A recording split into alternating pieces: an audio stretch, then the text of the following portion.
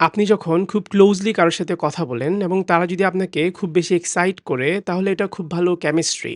আর তারা যদি আপনার দুশ্চিন্তা ঠান্ডা করে দেয় তাহলে তারা আপনার খুব যত্ন নেয়। হ্যালো, হাই, আমি কামাল জাদ। আজকে আমি আপনাদেরকে দুজন মানুষের সম্পর্ক নিয়ে আমার একটা ছোট পার্সপেক্টিভ শেয়ার করব। দেখেন, কোনো সম্পর্কে কেউ যদি আপনার হৃদয়ের স্পন্দন বাড়ায় কিন্তু আপনার মন শান্ত করে না, তাহলে এটা অ্যাড্রেনালিন, আপনাদের মনের অ্যালাইনমেন্ট না। আপনি যদি সম্পর্কে সবসময় গ্যাস করতে থাকেন, এটা আপনার কোনোভাবেই প্যাশন না, এটা আপনার ইমোশনাল কনফিউশন। আপনি যখন আপনার সম্পর্কে তখনই স্ট্যান্ড আউট করেন যখন আপনি পারফেক্ট, তাহলে এটা শুধুমাত্র আপনার পারফরম্যান্স, কোনো ভালো পার্টনারশিপ না। যারা শুধু আপনার উত্থানে হাইপ করে কিন্তু আপনার লো টাইমে আপনার পাশে থাকে না, তাহলে এটা পিওর এন্টারটেইনমেন্ট, কোনো রকম কমিটমেন্ট না। ভালো সম্পর্ক কখনো শুধু স্পার্ক না, এটা হচ্ছে স্ট্যাডিনেস বা স্থিতিশীলতা। কোনো ভালো সম্পর্ক আপনার গোছালো জীবনটাকে অশান্ত করবে না, বরং আপনার অগোছালো জীবনে শান্তি আনবে, যেটা আপনার দুশ্চিন্তাগুলোকে রেগুলেট করবে কিন্তু কখনো ট্রিগার করবে না। কারণ কোনো সম্পর্কে সেফটি কখনো আপনার কানেকশনকে নষ্ট করবে না, বরং এটাকে আরো গভীর করবে।